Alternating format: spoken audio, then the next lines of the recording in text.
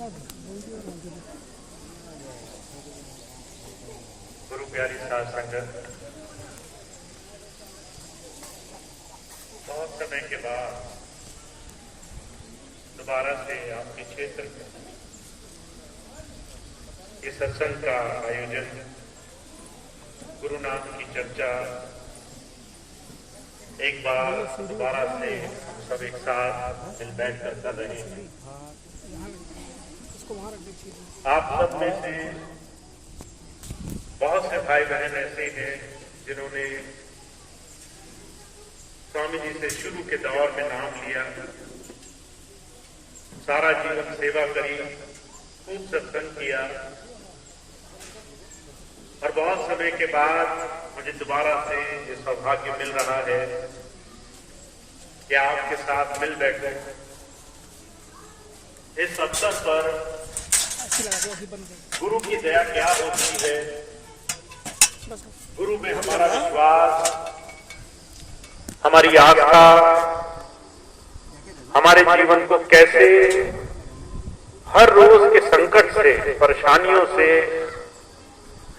संभालने के लिए काफी है, इस बात की चर्चा करो। आप सबके लिए हमेशा से मेरे मन में एक भावना रही है। स्वामी जी महाराज ने अपना स्थान छोड़ करके बहुत दूर हरदोई के क्षेत्र में आकर के अपना डेरा बनाया और हरदोई की आसपास की बहुत संगत का प्रेम स्वामी जी को मिला और स्वामी जी ने भी बहुत सत्संग किए अपने जीवन काल में। इस क्षेत्र में आपका प्रेम मुझे मिला और हम सब गुरु की याद से अपने जीवन को कैसे सार्थक कर सकते हैं, इस माध्यम की तरफ जुड़े, अपने जीवन में इसका लाभ बनाया है। महाराज जी कहा करते थे, समय का अगर किसी को थोड़ा सा भी सही स्वरूप समझ में आ जाए,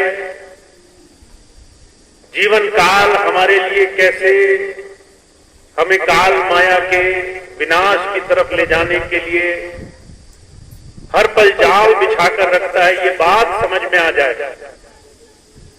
कर्म कैसे हमें संसार में उलझा कर रखते हैं, इस बात की समझ आ जाए, तो संतों महापुरुषों का जो रास्ता हम अपने जीवन में प्राप्त करना चाहते हैं बहुत आसान हो जाएगा। संत सिर्फ संसार में जीवों के उद्धार के लिए आते हैं।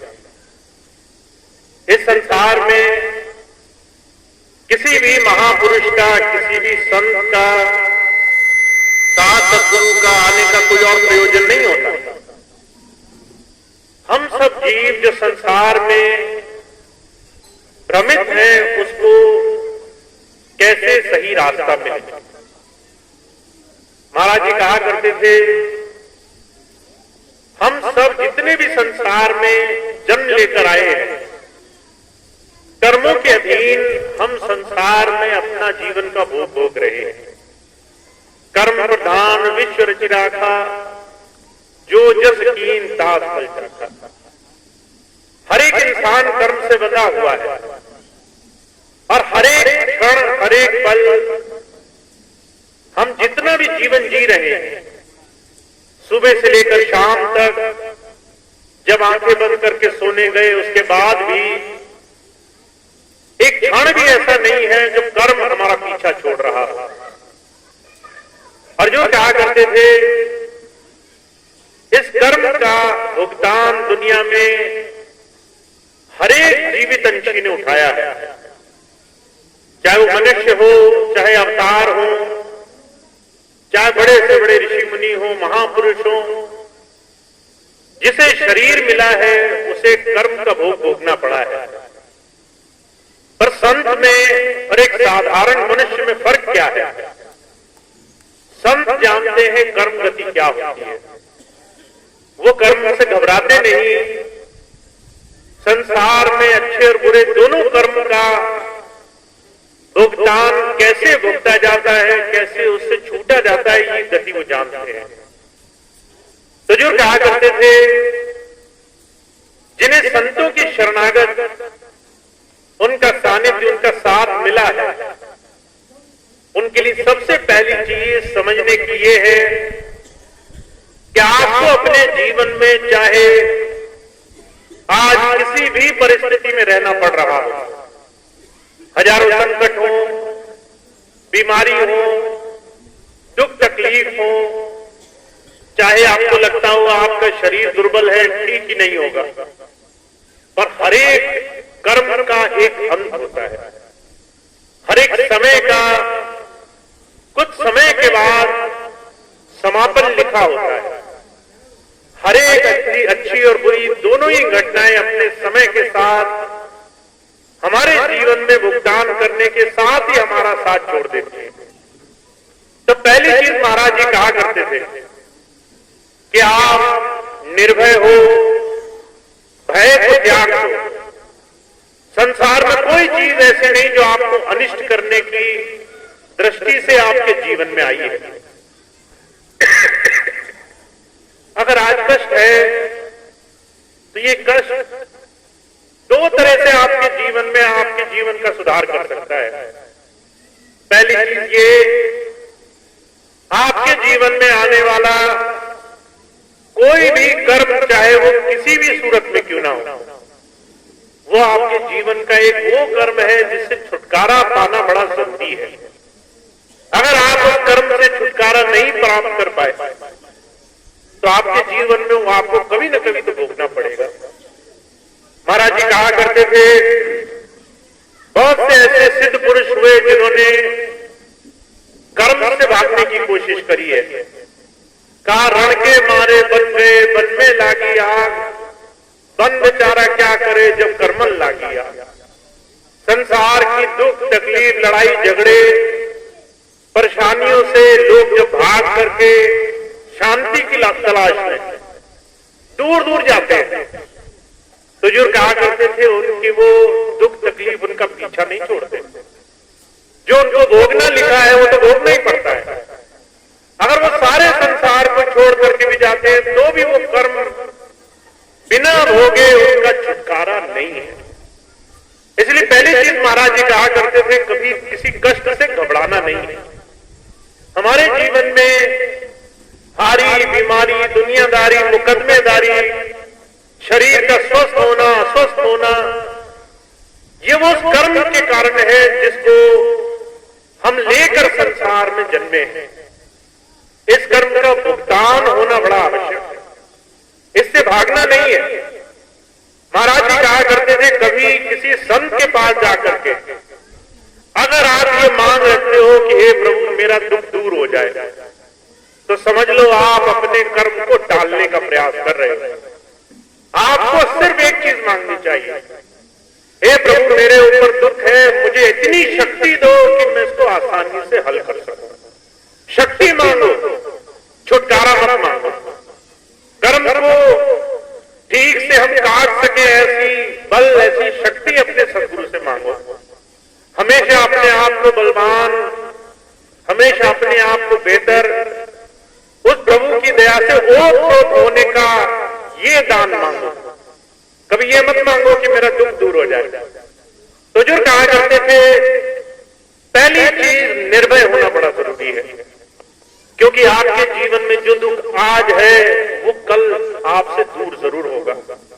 अगर आज तकलीफ है तो वो कल दूर जरूर होगी। पर वो दुख क्यों आया है? कुछ सिखाने के लिए आया है। आपके जीवन में हुजूर कहा करते थे, हर एक कष्ट, हर एक परेशानी जीवन में एक बहुत बड़ी तालीम, शिक्षा देने के लिए आता है। कबीर साहब कहा करते थे, अगर भरोसा ना हो तो किसी धनी, सेठ, साहूकार, बड़े सुख और आराम में बैठे हुए इंसान को देखो। जो दुनिया में मगन है, मुग्ध है, वो संसार में उस मालिक को याद नहीं करता। जो संसार में रमा हुआ है, ऐसे आराम में, विषय भोग में लंपट है, उसे जीवन की सच्चाई का एहसास नहीं होता। महाराज जी मिसाल फरमाते थे, भगवान बुद्ध का, उनका नाम सिद्धार्थ था। जब वो छोटे थे तो पिता ने उनको राजपाट और ऐशो आराम का ऐसा जीवन दिया कि लड़के को दुख का पता तक न चले, और बहुत सारा समय उनका उसी भोग में निकल गया। सारा समय सुख, आनंद, भोग, विलास, उन्हें उस पूरे समय तक ये एहसास नहीं हुआ कि जीवन की सच्चाई क्या है। एक दिन राजमहल से बाहर निकले, पहली बार कोई गरीब आदमी जिसको खाने को नहीं था, शरीर दुर्बल, जर्जर, हड्डी का ढांचा, उसे देखकर राजकुमार की आंखें फटी की फटी रह गई। कहने लगे ऐसे भी लोग होते हैं, शरीर इतना जर्जर, इतना दुर्बल। दूसरे दिन एक बीमार आदमी को देखा, शरीर से अस्वस्थ, बिल्कुल दुखी, परेशान। तीसरे दिन एक मृत व्यक्ति को देखा, प्राण निकल गए शरीर से। तो राजकुमार की आंखें चुंधिया गई। कहने लगे मैं कहां भूल में हूं, मुझे लगता है राजपाट, भोग, विलास जीवन है, और सच्चाई ये है ये सब समय के अधीन है। आज तुम राजा हो, कल राजपाट छीन लिया जाएगा। आज तुम धनी हो, साहूकार हो, कल ये औहदा तुमसे छीन लिया जाएगा। आज तुम बहुत बड़े साम्राज्य के मालिक हो, कल ये सारी चीजें समय के साथ तुम्हारे हाथ से चली जाएंगी। उस वक्त जब शरीर साथ नहीं देगा, जब स्वास्थ्य साथ नहीं देगा, जब समय आ जाएगा, तब तुम इन तमाम चीजों से एक क्षण का जीवन नहीं खरीद सकते। तो जो कहा करते थे, जब संत आते हैं वो हमें इस दुनिया की सच्चाई का सही दर्शन कराने के लिए आते हैं। कहते हैं आपके पास अच्छा घर है, बहुत अच्छी बात है, आपके पास खूब पैसा है, खूब धन धान्य है, दुनिया की सारी चीजें हैं, पर ये एक भुलावा है, मृत तृष्णा है। बिल्कुल ऐसे जैसे रेगिस्तान में किसी प्यासे हिरण को रेत पर चमकती हुई सूरज की किरणें पानी की तरह दिखाई देती है, ऐसे दुनिया की बहुत सी कीमती चीजें हमें सुख साधन मालूम पड़ती हैं। तो स्वामी जी महाराज कहते हैं कि जो कर्म है, सुख और दुख दोनों ही समय के साथ जुड़े हुए हैं। न दुख में घबराना है, न सुख में बहुत मुक्त हो जाना है कि अब हम सुखी ही रहेंगे संसार में। ये कर्म है, इसमें निर्भय रहो और उस मालिक से जुड़े रहो। इसलिए कबीर साहब कहते हैं दुख जब आता है तो एक बहुत बड़ी शिक्षा देने के लिए आता है। दुख में आप जीवन की सच्चाई देखते हो। आपको जब कोई मदद नहीं करता तब आप प्रभु के आगे हाथ फैलाते हो। जब दुनिया में कोई सहारा नहीं देता तब आप सच्चे दिल से उस मालिक को याद करते हो। तो कबीर साहब कहते हैं अगर तुम सुख में याद कर लेते, अगर तुम हंसी खुशी भले में परमात्मा जब तुम्हें सब कुछ दे रहा है तब खुले मन से उस मालिक को याद कर लेते, तो दुख क्यों आता? दुख के आने की कोई सूरत ही न बनती। इसलिए जब संत आते हैं कहते हैं संसार का नियम यह है कि दुनिया का हर एक इंसान भूल में, भ्रम में उस मालिक को भूल करके संसार के नशे में चूर है। और इसीलिए जब संत आते हैं वो चेतावनी देने के लिए आते हैं। कहते भाई समय का ध्यान रखो, तुम्हारे पास निश्चित समय है, और इस निश्चित समय में तुम्हें इस हरि मंदिर, शरीर रूपी हरि मंदिर में उस प्रभु की याद से जुड़ करके अपने जीवन में इस समय का सदुपयोग करना है। और वो आप सिर्फ दो ही तरीके से कर सकते हो।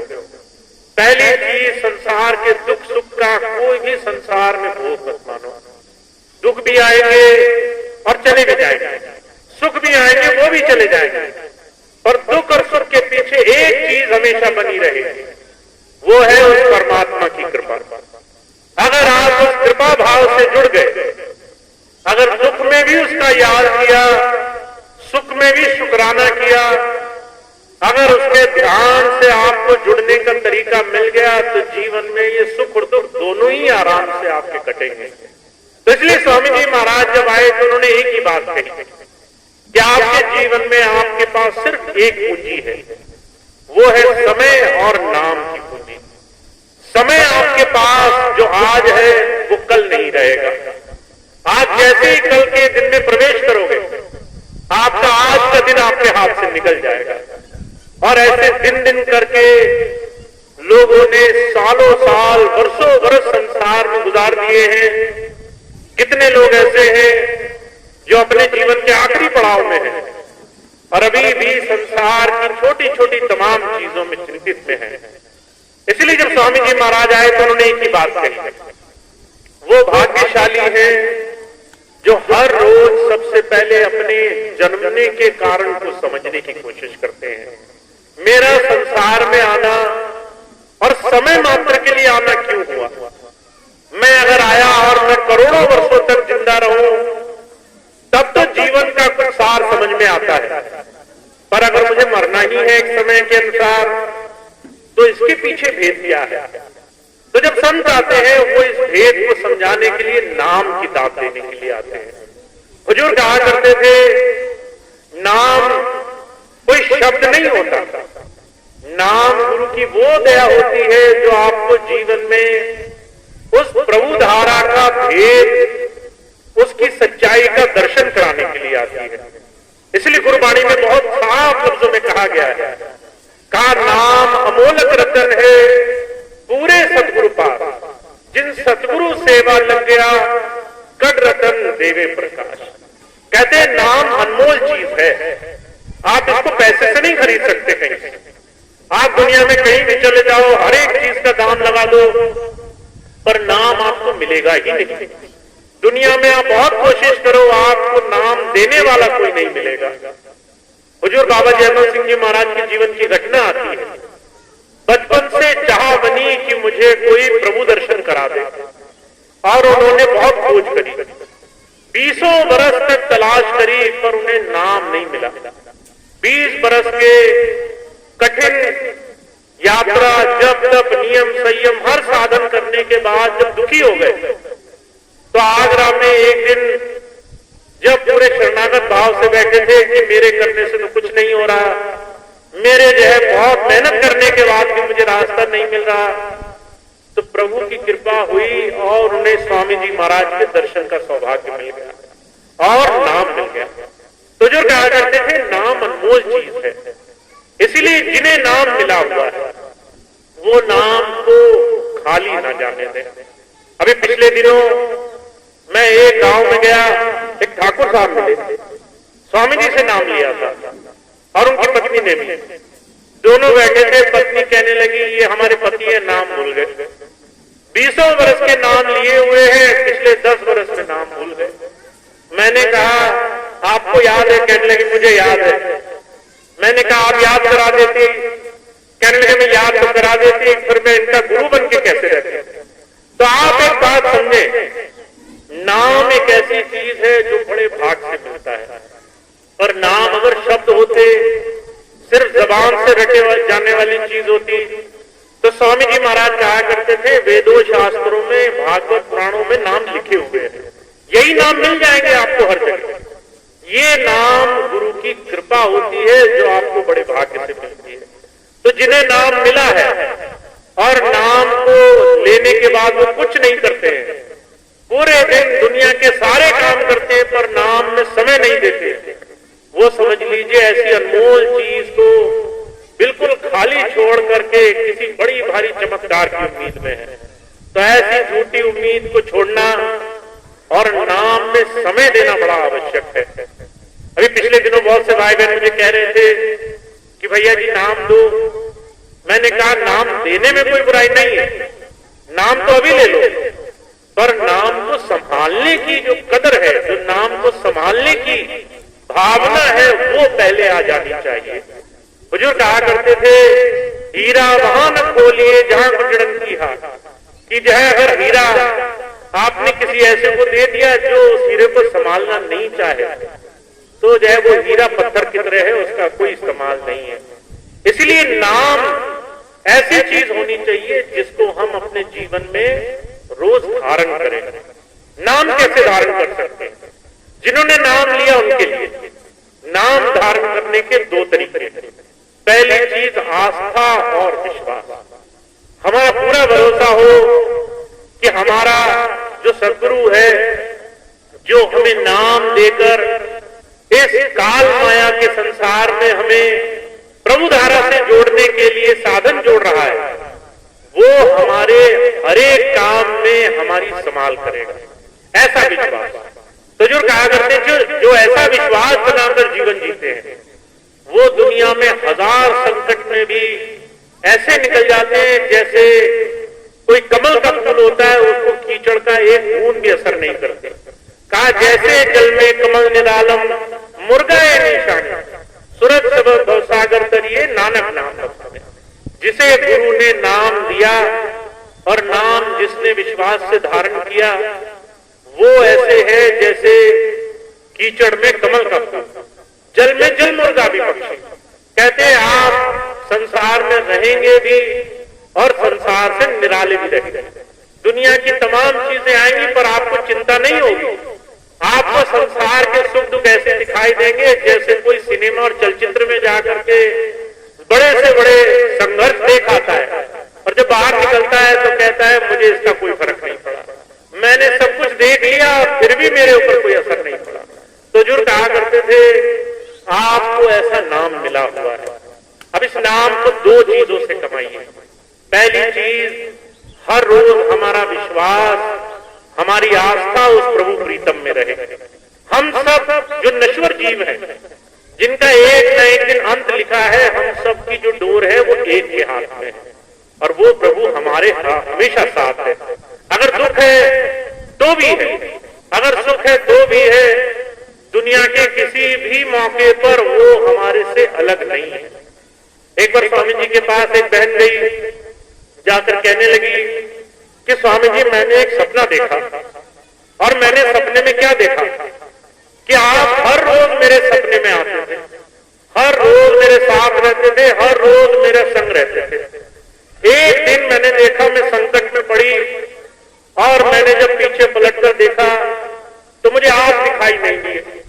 मैंने कहा जब दुख आई तो गुरुजी आपने साथ छोड़ दिया, जब तकलीफ आई तो आप छोड़ गए, मुझे बड़ा रोना आया। आप उसी वक्त प्रकट हुए, कहने लगे कि तू पीछे देख रही थी जबकि मैंने तुझे अपनी गोद में उठा रखा था। मैं पीछे कहाँ होता, तू जो है मेरे सहारे से उस कष्ट में आसानी से निकल गई। तो जो कहा करते थे जब संत आते हैं ये बात समझाने के लिए आते हैं कि दुनिया में ऐसी आस्था, ऐसा विश्वास होना चाहिए कि वो प्रभु हम संग है। अब ऐसे विश्वास के साथ आप क्या करेंगे? ऐसे विश्वास के साथ अपना थोड़ा समय उस प्रभु के, उसकी याद में समर्पित करने वाले बने। आपको रोज 24 घंटे की दिनचर्या दी जाती है, इसमें कितना समय आप अपने मालिक को दे सकते हो? ये सवाल हमें अपने आप से पूछना है। हुजूर कहा करते थे इसकी सीधी सी समीक्षा ये है कि आप संसार में किसको ज्यादा समय देते हो। अगर माताएं हैं, पिता हैं, तो वो बच्चों के साथ कितना समय गुजार देते हैं? अगर घंटों में हिसाब लगाया जाए तो आप कहेंगे कि जो है 24 घंटे में 8-10 घंटे तो निकल जाते होंगे। फिर कहेंगे नींद में कितना समय गुजार देते हैं, तो क्या 8-10 घंटे नींद में निकल जाते होंगे। फिर कारोबार में पैसा कमाने में कितना समय गुजार देते होंगे, तो 8-10 घंटे उसमें निकल जाते हैं।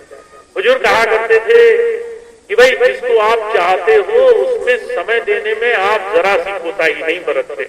आप किसी से पूछो कि भाई नींद प्यारी है, तो वो आदमी कहेगा कि मैं कम में गुजारा नहीं कर सकता। आप 2-4 घंटे बाद उसको कहो उठो, दिन हो गया, तो आपको डांट देगा, कहेगा नींद पूरी नहीं हुई। आप बच्चों के साथ कोई खेल रहा हो, उसको कहो छोड़ो ये दूसरे काम करो, आपको डांट देगा, कहेगा बच्चे हैं उनको देखभाल जरूरी है। तो जो कहा करते थे जिसमें आपकी आस्था है, प्रेम है, उसको समय देने के लिए आपको पूछना नहीं पड़ता है, आप खुद वहां जाकर के समय गुजारते हो। हमें सवाल ये पूछना है हम अपने गुरु को कितना समय दे रहे हैं। मैं आपको ये नहीं कहता 2.5 घंटे करो, परमात्मा ऐसी कृपा करे कि आपका चलते फिरते उठते बैठते दुनिया के काम और साथ साथ अपने मालिक में याद दोनों बराबर बनी रहे। पर आपको इस सवाल तो पूछना ही होगा कि आप कितना समय अपने मालिक को दे रहे हो। अगर आप मुझसे कहोगे कि भैया जी 10 मिनट दे रहे हैं, तो मुझे संतोष नहीं होगा। 24 घंटे में 10 मिनट कितना हुआ? आप सड़क पर खड़े हो, कोई सड़क चलता आदमी आ जाए, आप उसको इससे ज्यादा समय दे देते हो। अगर कोई बहन आ जाए, घर की बात बताने लगे कि उससे कितनी तकलीफें हैं, तो उसकी हारी बीमारी सुनने में इससे ज्यादा समय निकल जाता है। अगर वह कोई दुनिया की कोई भी चर्चा करे तो उसको हम ज्यादा समय दे देते हैं। तो जो कहा करते थे, अरे भाई तराजू में तोल करके समय देना पड़ेगा। अगर आपने 10 मिनट सिर्फ दुनिया की ऐसी ऐसी चीजों में दिया है जिसका मोल कुछ नहीं, तो आपको अपने मालिक को उससे ज्यादा समय रोज निकाल कर देना होगा। तो ये उनके लिए है जिन्होंने नाम धारण कर रखा है, नाम ले रखा है। नाम लेने के बाद नाम को कमाना जरूरी है, नाम में समय देना जरूरी है।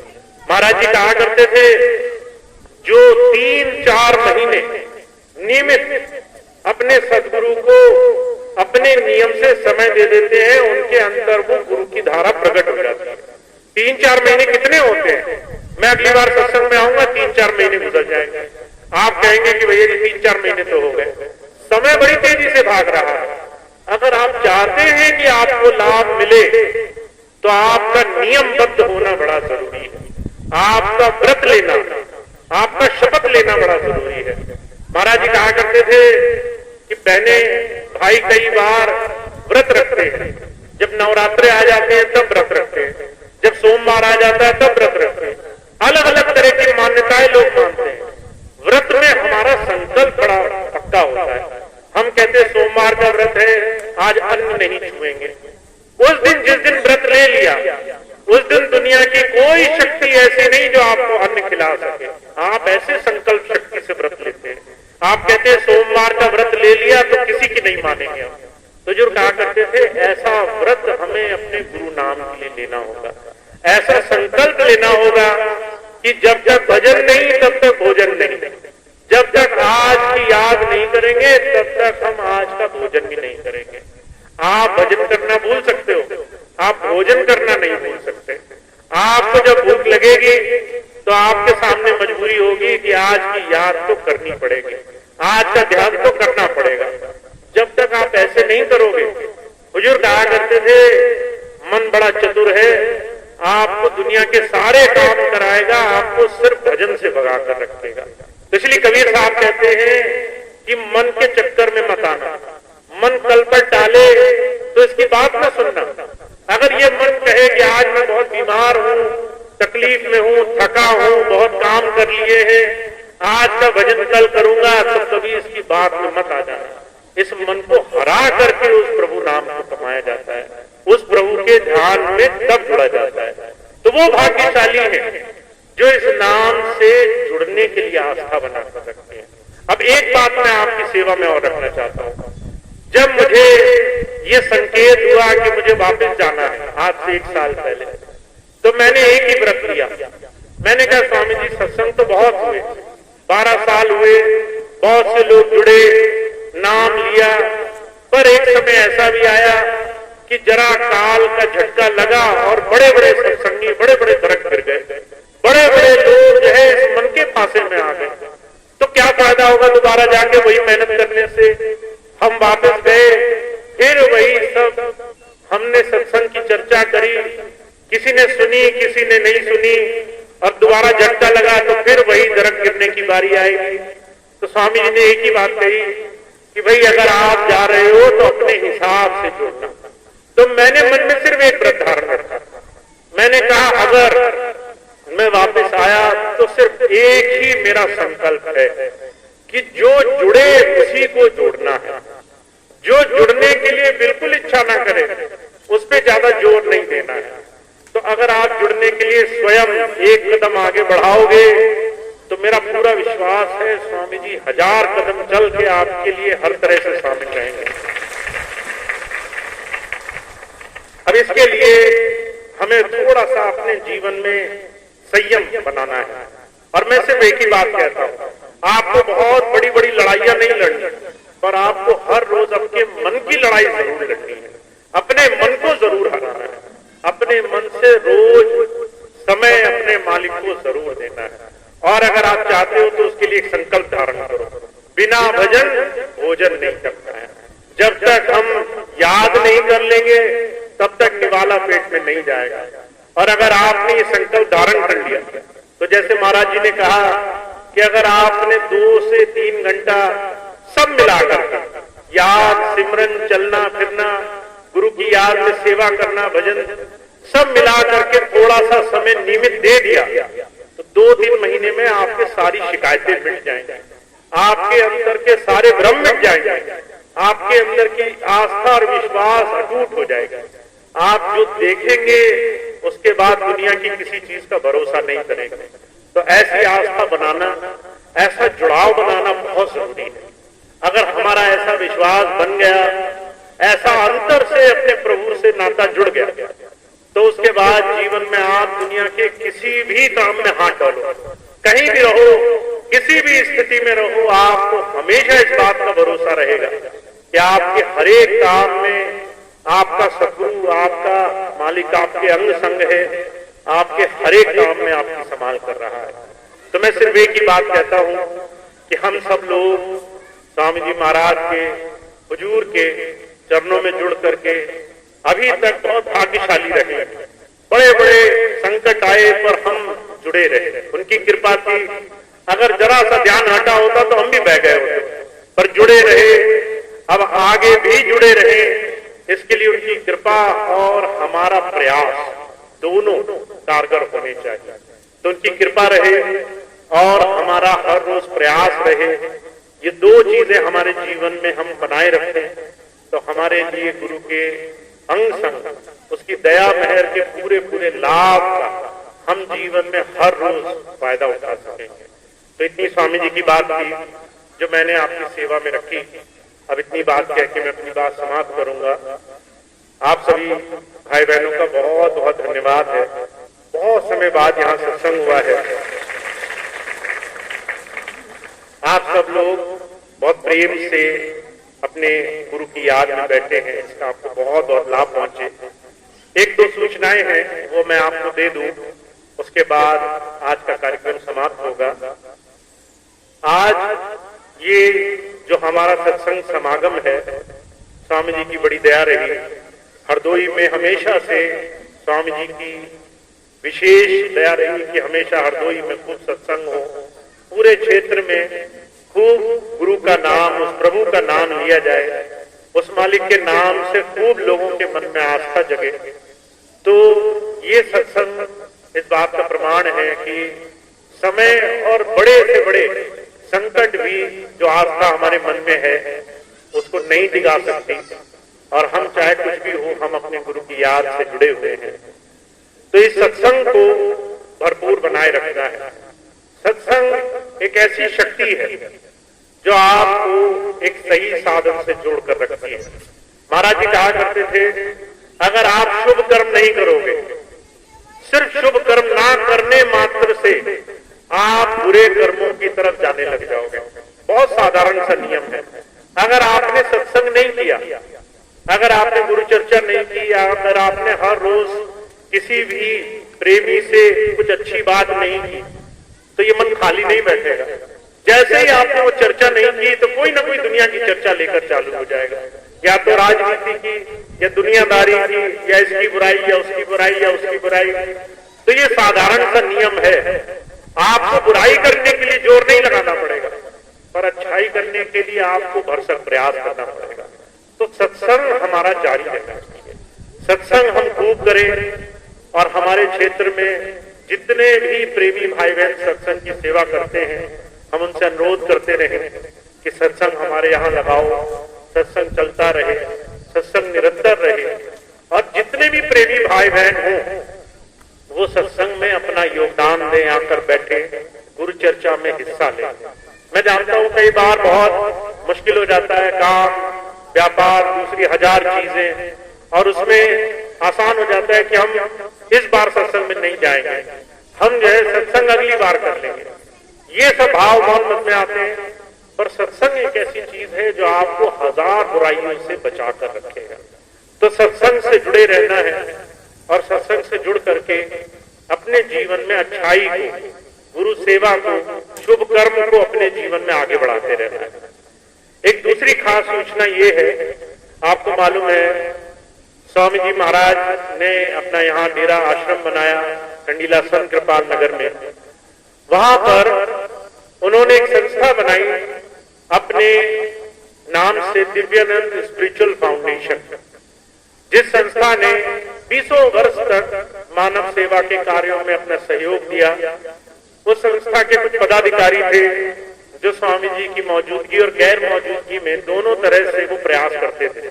अगर स्वामी जी यहाँ रहते थे तो भी, अगर स्वामी जी विदेश यात्रा पर गए हैं तो भी, वो सारे सदस्य मिल करके स्वामी जी के आदेश के अनुरूप काम करते रहते थे। 10 वर्ष पहले जब स्वामी जी हमारे बीच में नहीं रहे शरीर रूप में, तो संस्था में थोड़ी सी विकृतियां आ गई, और जब मैं आया तो कुछ और ज्यादा विकृतियां आ गई। जो भाई बहन सेवा के साथ कुछ और भावना रखते होंगे, उन्होंने सेवा छोड़ करके उस संस्था का कुछ दूसरी तरह से दुरुपयोग शुरू किया। तो ये सब देखते हुए कि हम सब जो गुरु परिवार का हिस्सा है, हम सब लोग सेवा के माध्यम से अपने जीवन में आगे बढ़ते रहे। 1 वर्ष के बाद अब दोबारा से स्वामी जी के नाम से दूसरी संस्था का गठन किया जा रहा है, दिव्यानंद योग साधना आश्रम। स्वामी जी के नाम पर यह संस्था बन रही है, दिव्यानंद योग साधना आश्रम। इस संस्था में जितने भी हमारे सत्संग से जुड़े हुए इस वक्त प्रेमी भाई बहन हैं, आपके क्षेत्र के जितने भी प्रमुख हैं, जितने भी मुखिया हैं, जितने भी भाई बहनों ने अपने निस्वार्थ भाव से सत्संग और सेवा में अपना सहयोग दिया है, वो सभी भाई बहन इस संस्था में सेवा के और मानवता के लिए काम करने के लिए जुड़ सकते हैं। मैं हमेशा ये कहता हूं, हम सब गुरु परिवार का हिस्सा है, तो हमें एकजुट होकर के मानवता की सेवा में हमेशा कोई ना कोई प्रयास करना चाहिए।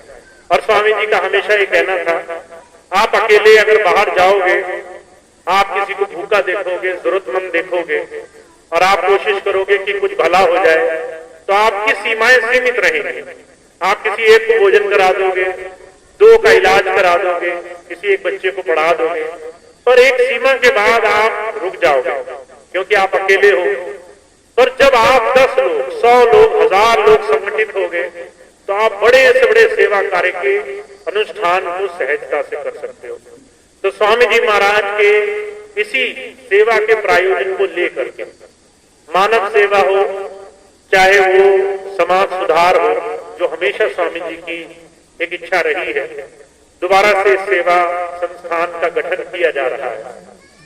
जो भाई बहन पहले से सदस्य हुआ करते थे, समर्पित सदस्य बनते थे और हर वर्ष अपनी कमाई का 10वांश देते थे कि हम सेवा के मद ये सेवा दे रहे हैं, वो भाई बहन अब अपने आप इस नई संस्था से जुड़ जाएंगे। तो जो भाई बहन पहले से सदस्य थे, उनको ज्यादा कुछ नहीं करना है, वो जैसे सेवा देते थे वो सेवा अपने आप इस नए संस्थान में अब जुड़ेगी।